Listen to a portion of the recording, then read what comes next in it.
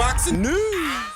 Okay, we'll start with this. Oscar De La Hoya, Big Time Boxing is returning to the United States in the coming calendar year.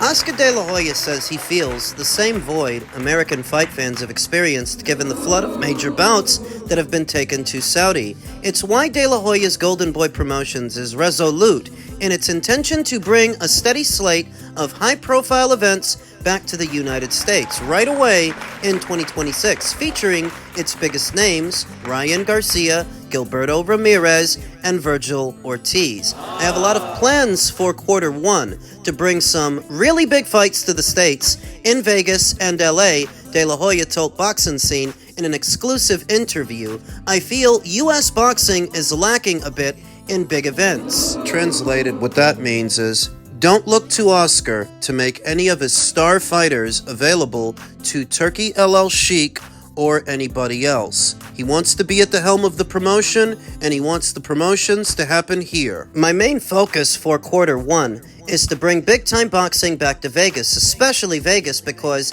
that's the mecca of boxing, and we should bring that back. De La Hoya and another connected boxing official told Boxing Scene, the popular Southern Californian Garcia is finalizing negotiations to fight WBC welterweight champion Mario Barrios in Vegas with a targeted date of February 21st. Barrios of San Antonio is coming off consecutive draws, including his July bout with Hall of Fame 8-weight world champion Manny Pacquiao. Garcia lost 2 prior title shots versus Gervonta Davis and then newly crowned WBA champion Rolly Romero in May. I have to commend Barrios and Ryan for making that fight move towards reality, De La Hoya said. Imagine Ryan winning that fight, something an older Pacquiao couldn't do. It would be a big accomplishment for Ryan, finally becoming a world champion after all these years. It's exciting, not an easy fight, but Ryan can show the world what he's made of because it wouldn't be easy. I think Barrios will be the guy for Ryan. It's a matter of finalizing the fight. It's a matter of sensing that your competition is in a weakened state. Top Rank, PBC are not doing as many shows as they used to, creating a void that Oscar hopes to fill with shows of his own, in some instances involving their fighters. Mexico's unified cruiserweight champion Gilberto Ramirez, returning from shoulder surgery following his successful title defense in June over Cuba's Uniel Dorticos, could land on Garcia versus Barrios' undercard. Zurdo's doing great. His recovery has been great, said De La Hoya, who during this recent fight week in Fort Worth, Texas, mentioned his victorious WBA number 5 ranked cruiserweight Robin Sirwan Safar as a possible Ramirez foe. De La Hoya has mentioned a Las Vegas Cinco de Mayo weekend card or an AT&T Stadium show in Dallas as the likely spring headline show for WBC interim junior middleweight champion Virgil Ortiz, who produced a destructive second-round knockout of former title challenger Erickson Lubricant this past Saturday. We've been all through that. As stated, Oscar senses a change in the climate, in the atmosphere, and an opportunity for Goldenboy Promotions to become the premier promoter in the United States. That's what this is. So don't expect him to make any of these fighters available to Turkey El Sheikh. Say, don't hold your breath for Zurdo Ramirez versus Jayo Pataya, because it's not going to happen. Neither is Boots versus Ortiz. Oscar De La Hoya said, I strongly believe Virgil Ortiz will be the next superstar of boxing, De La Hoya said. Boots has another thing coming. Virgil is coming with everything, and he's the golden ticket. He's the only one who can fill up the Cowboy Stadium, yet that is pure hyperbole on the count of Oscar De La Hoya, who's doing what you would expect a promoter to do, promoting his fighter. Even if he has to embellish things a bit and exaggerate, that's what you expect a promoter to do. This is what I tell fighters. You have to seize the moment when it's hot, when people are talking about it, De La Hoya said, and yet he's the one sandbagging it. He's the one putting distance between his fighter and Boots Ennis. There's also an effort to place De La Hoya's unbeaten lightweight, Floyd Schofield, in a domestic February bout against former featherweight champion Joseph Diaz Jr. after their planned Saturday fight was derailed by a Schofield injury. The promoter posted on social media this week that he's also pointing Schofield at Gervonta Davis. "I will pressure through the WBA as Kid is #1 contender," De La Hoya texted Boxing Scene Tuesday. "Fight Kid Austin or vacate the title." I told you that's what he was going to do. Told you that was going to happen. Oscar figures that Gervonta Davis is done with serious boxing, and he's probably not going to return to the lightweight division, at which point he can pick up his old WBA title and give it to Floyd. Get Goldenboy Promotions, another alphabet title, another world champion on that side of the street. I will say that this is smart on Oscar De La Hoya. I mean, looking to bring big-time boxing back to the United States at a time where there's a void to fill, it is the smart thing to do. I read in the paper the other day that tourism in Las Vegas is actually in decline. It's not the attraction that it used to be, but perhaps bringing big-time boxing matches back to the region will help that effort. You know, it's been missing because there are not as many fight dates to go around. PBC's not doing as many fights as they used to. Top Rank hasn't done any in the last 2 months. They won't do any for what remains of this year. Not really. So, didn't Goldenboy Promotions relocate to Las Vegas? Yes, they did. And if they can get in good with the casinos out there and set something up, you could see a lot more fights in Vegas, which could result in a lot more tourism. People flying out to be there to see them. Of course, this would require you to put together the kind of fights that people fly out to see, kind of fights people want to be there to watch, which is a separate matter. All going back to what I said.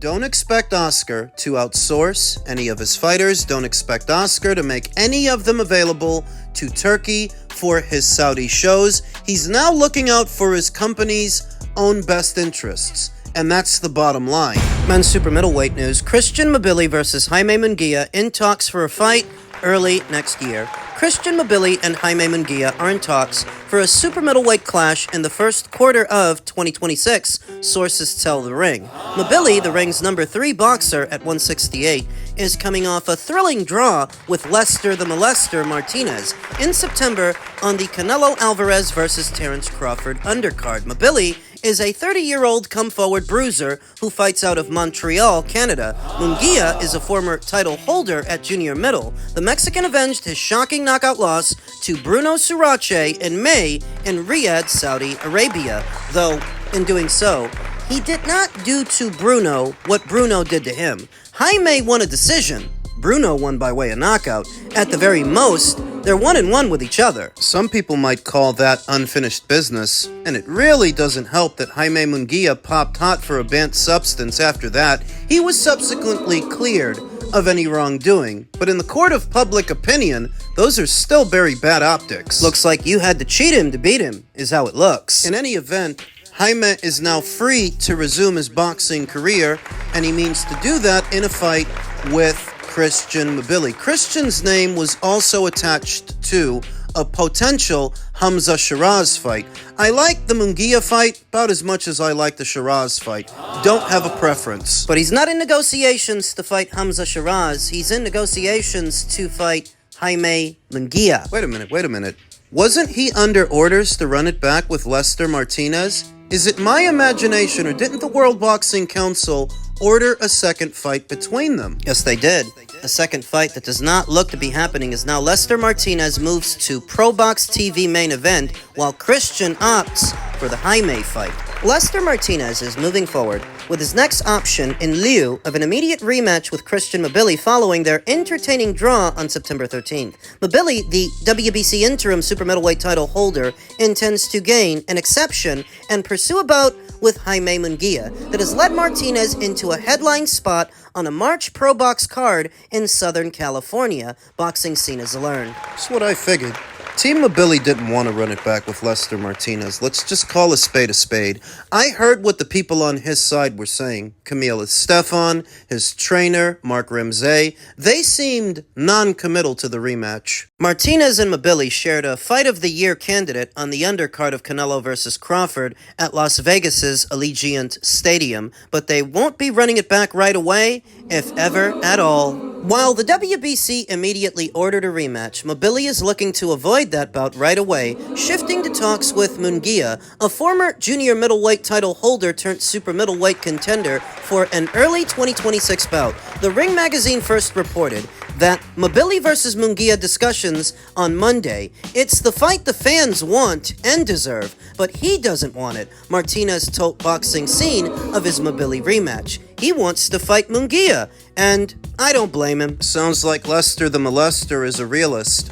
In a very general sense, a Munguia fight commercially is bigger than a Martinez fight. For Christian Mbilli, the Munguia fight might pay a bit better. He's more well-known. Mbilli promoter Camille Estefan of Eye of the Tiger said the timing is ideal to meet Munguia now than Martinez later. Mbilli wants to fight Munguia, and Munguia wants to fight Mbilli, and it would be a great fight given their abilities, Estefan told Boxing Scene on Monday. In my book, Mbilli Martinez was fight of the year, and Munguia is all action too. Yeah, that's true. Jaime Munguia is a pressure fighter, so is Christian Mbilli. Mbilli-Munguia could be staged as early as January, Boxing Scene has learned. Pro Box owner Gary Jonas answered Estefan's comment by tweaking the Canadian promoter's statement. Martinez wants to fight Mbilli, but apparently Mbilli doesn't want to fight Martinez. Anecdotally, that really tells you how the teams felt after the fight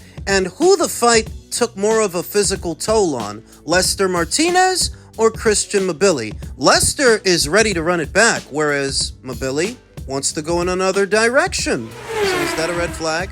Is that a sign that the fight took more of a physical toll on Christian than it did Lester? We were forced into a 10-round championship fight with Mbilli, and we feel if the fight went 12 rounds, we clearly would have won it, Jonas added. In the meantime, we will make the best of our other plans. While Boxing Scene learned, Mbilli has not yet requested an exception from the World Boxing Council to fight Martinez. It's obvious. Engaging with Munguia means he expects an exception will be granted. I do too. I think the World Boxing Council would prefer to afford that opportunity to a Mexican national like Jaime Munguia than a Guatemalan in Lester Martinez. To them, Lester already got his crack at the apple. Then why did they order the rematch? Why is a pig's pussy pink? It just is what it is. The WBC thinks the Munguia fight is bigger. Now that's the one they want. Gary Jonas said he had received encouragement from the WBC president Mauricio Suleiman that Martinez, by winning in March when he's set to return, he will be the first in line to meet the Mbilli versus Munguia winner, and that bout could perhaps be for the full title, given the possibility that undisputed super middleweight champion Terence Crawford will vacate his belts for a move to middleweight in an effort to become a 6-weight world champion next year. Upon learning weeks ago that Mbilli wanted to shy away from him, Martinez, 30, embraced the idea of topping a main event on a card that will be placed in Southern California to maximize interest from his countrymen, with hundreds and thousands of Guatemalans residing in that region. Bringing Lester the Molester to his fanbase in LA is a pretty good alternative for Lester in Pro Box, and we will make it a big card, Jonas said. Lester was given a hero's welcome when he returned to Guatemala. His popularity has blown up since that fight, so we think the time is appropriate to bring him home to his strongest possible fan base here in the United States. Some questions that need answers. Why does Christian Mbilli prefer to fight Jaime Munguia over running it back with Lester the Molester? Profile is one. Jaime Munguia is a more well-known fighter than Lester Martinez. It might actually pay out more money to fight Jaime than running it back with Lester. There is that, and there is that Jaime is somewhat more beatable than Lester. He's already been in there with Lester, and he saw what he's got. He knows he's a tough out. He knows it's not going to be easy. Whereas what he knows about Jaime is that Jaime got knocked out in his own neck of the woods by a Frenchman with only 5 recorded knockouts. So if you're Christian Mbilli, not only is this guy more well-known than Lester Martinez, he's somewhat more beatable. And that's why Christian might prefer Jaime over Lester. That is why Christian wants that fight. Now, why does Jaime want that fight. Jaime didn't quite redeem himself in the rematch with Bruno Sarace. He won a decision, then he got popped for a banned substance. And even if they've allowed him to resume his career, in the court of public opinion, those are still very bad optics. One way to make people forget is to fight in another meaningful fight, a significant fight, and a fight with Christian Mbilli could be significant. He's interim champion now, but the fight between them could end up being for the full WBC title. So for Jaime Munguia, and what's in it for him is a chance to fight in a decent fight for a decent purse and maybe become a two-weight world champion. That's why he wants to do it. He wants the fight, and so does the World Boxing Council. Remember, they're helping him. They're the ones who encouraged Gary Jonas and Team Martinez to stand down momentarily, let these two guys fight, and then Lester will get the winner. What sound like empty promises, all communicating that they want Jaime to win that belt. In my humble opinion, they would prefer that a Mexican national hold that belt than a French Canadian. Remember, the World Boxing Council is based in Mexico, and remember that they're biased towards Mexican fighters. Let's not kid ourselves. They figure they can make a lot more money off that title if Jaime has it, so they've rescinded their own order. Initially, they ordered a rematch between Christian and Lester. Now they're giving Christian a pass to fight somebody else. More questions that need answers. Who's promoting this thing? Is it going to be Ayada Taiga that promotes Christian Mbilli? Or is it going to be Top Rank and Zenfer that promote Jaime? Who's footing the bill to make this fight happen? Because progress is happening fast. They're talking about doing this in January, but who's paying for it? Who's promoter? Or is it Turkey paying for it? Is he the one putting this together for the undercard of one of his shows? That's a question that needs an answer. Who wins? It's a 50-50 fight. It's pressure fighter versus pressure fighter. Jaime Munguia, while more experienced than Christian Mbilli, may not be more durable than Christian Mbilli. As stated, he got knocked out by a Frenchman with only 5 recorded knockouts. Jaime Munguia has long had leaky defense. This is a guy, he gets hit a lot coming forward, and it may have finally caught up to him to where his punch resistance is starting to go. Because how could he get knocked out by a Frenchman with only 5 knockouts? At the same time, we can tell that that Martinez fight was physically taxing for Christian Mbilli to the point where he doesn't want a rematch. He didn't want to run it back. And he got hit a lot in that fight. Got hit hard.